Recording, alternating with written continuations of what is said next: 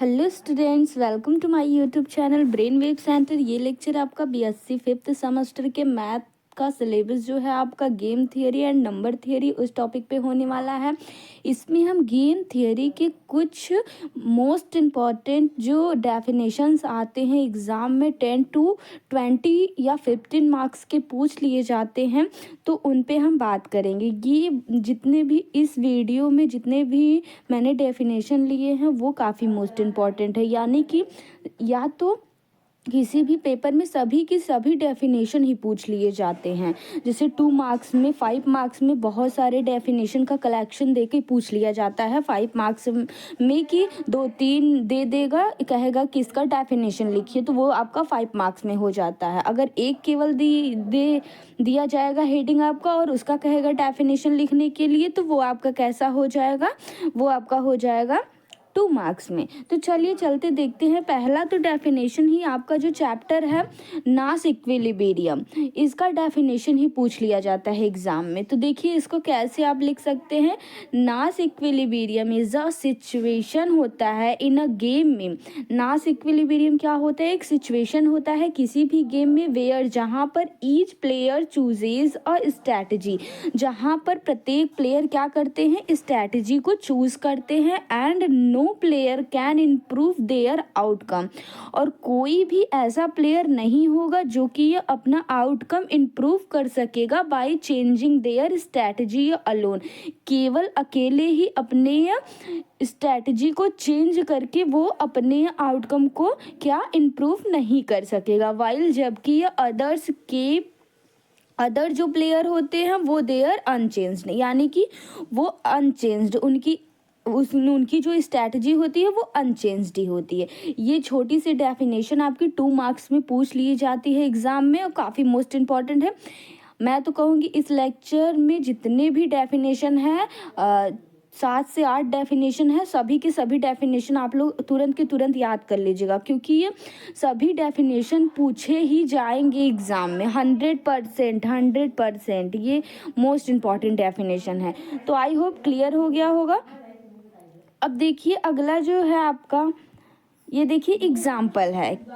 एक एग्जाम्पल आप लोग लिख सकते हैं। देखिए 2 कंपनीज सेट प्राइजेस, यानी 2 कंपनीज हैं, वो क्या कर रही हैं, प्राइजेस को सेट कर रही है। When both choose their prices, neither company can increases it profit by changing its own price alone.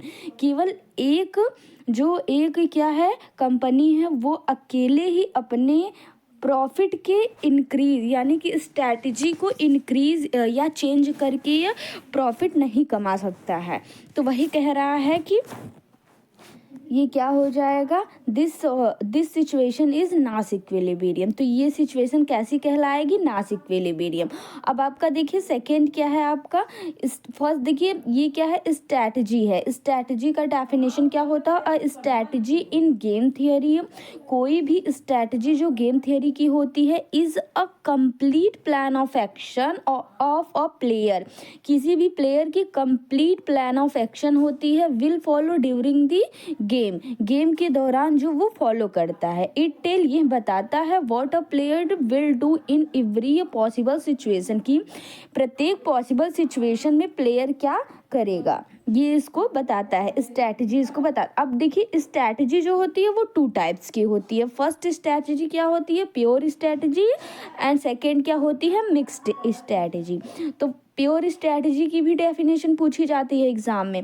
तो अ pure strategy is a strategy, और एक प्योर स्ट्रैटेजी क्या होती है, एक स्ट्रैटेजी होती है इन विच जिसमें a player choose in one fixed action, यानी कि जो एक प्लेयर होता है वो क्या चूज करता है, एक फिक्स्ड एक्शन को, and always follow the same action every time, और वो हमेशा उसी एक्शन को क्या करता है, फॉलो करता है। इसी ही हम क्या कहते हैं, प्योर स्ट्रैटेजी कहते हैं। जैसे कि एग्जाम्पल आपसे दे दिया जाएगा, in rock paper scissors choosing only rock every time is a pure strategy, यानी कि ये केवल रॉक को ही एवरी टाइम चूज करेगा अगर इसकी प्योर स्ट्रैटेजी हुई तो।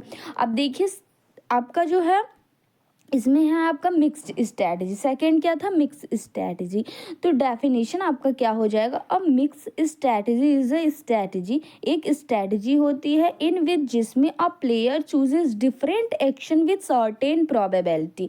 यही आपका क्या है, डिफरेंट है इसमें। उसमें प्योर स्ट्रैटेजी में एक फिक्स्ड स्ट्रैटेजी यानी एक फिक्स्ड एक्शन को चूज करता था, और इसमें क्या करेगा, एक डिफरेंट एक्शन को चूज करेगा विथ सर्टेन प्रोबेबिलिटीज के साथ में, इन state of choosing only one fixed action.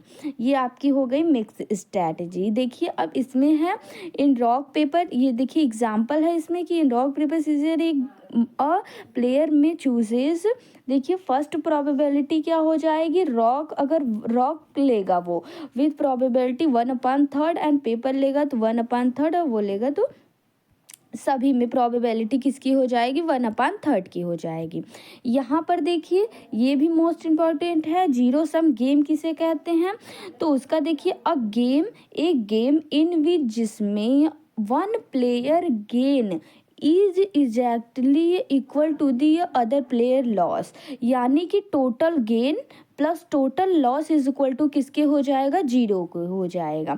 यानी कि एक गेम ऐसा होता है जिसमें कि एक प्लेयर तो क्या करता है, प्रॉफिट करता है, और दूसरा प्लेयर क्या करता है, लॉस करता है, वही सेम चीज़ को लॉस करता है। यानी कि अगर मैंने 2 रुपये कमाया तो कोई 2 रुपये क्या करेगा, लॉस करेगा, तो सेम, तो प्लस माइनस क्या हो जाएंगे, जीरो हो जाएंगे। सो आई होप क्लियर हो गया होगा। अब देखिए इसका है पे, ये भी ये काफ़ी मोस्ट इम्पॉर्टेंट है, पे ऑफ मैट्रिक्स किसे कहते हैं, तो डेफिनेशन देखिए, अ table that shows the gain और लॉस, एक टेबल होता है, पे ऑफ मैट्रिक्स किसे कहते हैं, एक ऐसा टेबल जो कि ये शो करता हो गेन और लॉस को ऑफ अ प्लेयर, किसी भी प्लेयर के गेन या लॉस को शो करता हो for each possible choice of strategy, जो वो प्रत्येक पॉसिबल चॉइस ऑफ स्ट्रैटेजी में होते हैं, उसे ही हम क्या कहते हैं, पे ऑफ मैट्रिक्स कहते हैं। तो द गेम वैल्यू, अब देखिए एक और डेफिनेशन है आपका, वो भी मोस्ट इम्पॉर्टेंट, सभी के सभी डेफिनेशन मोस्ट इम्पॉर्टेंट है। तो द गेम वैल्यू किसे कहते हैं, the expected outcome of the game, यानी किसी भी गेम के expected outcome when both player uses their best optimal strategy, या तो ऑप्टिमल कह लीजिए या तो स्ट्रैटेजीज कह लीजिए। यानी कि गेम वैल्यू किसे कहते हैं, कोई भी एक्सपेक्टेड आउटकम किसी भी गेम का, कब, वेन, जब दोनों प्लेयर अपनी बेस्ट स्ट्रैटेजी पर खेल रहे हों या लगा रहे हों या यूज कर रहे हों उस समय। अब देखिए ये है सैडल पॉइंट। सैडल पॉइंट क्या होता है, जहाँ पर देखिए अब पोजीशन इन दी पे ऑफ मैट्रिक्स, किसी भी पे ऑफ मैट्रिक्स में वह पोजीशन वेयर जहाँ पर रो मिनिमा, जो आपका रो मिनिमा हो वो इक्वल हो जाए कॉलम मैक्सिमम की, यानी कि रो मिनिमा और कॉलम मैक्सिमा इक्वल हो जाए तो उस पॉइंट को हम क्या कहते हैं, सैडल पॉइंट कहते हैं।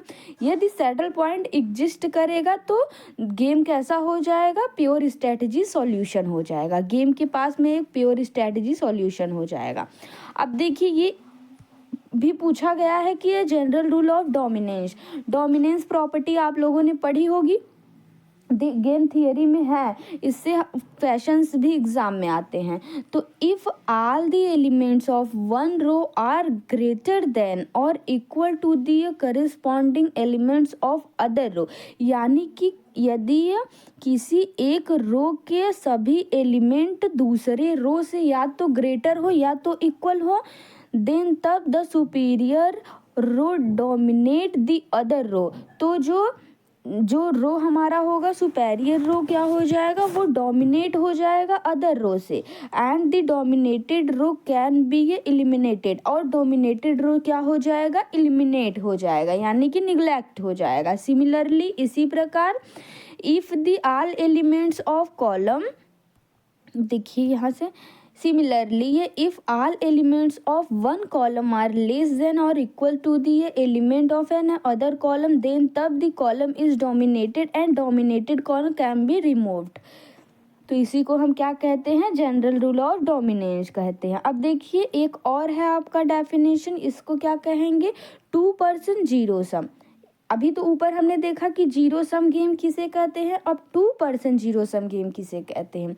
तो अ 2% zero sum game is a game होता है, क्या होता है, ये गेम होता है विथ टू प्लेयर के साथ में, इन विच जिसमें the gain of one player, जिसमें एक प्लेयर तो गेन करता है, is exactly equal to the loss of other player, जिसमें सेकेंड प्लेयर क्या करता है, उसके इक्वल ही लॉस करता है। इसे ही क्या कहते हैं, 2% जीरो सम गेम, यानी कि 2% के बीच में जो खेल खेला जा रहा है वो जीरो के इक्वल आ जाए।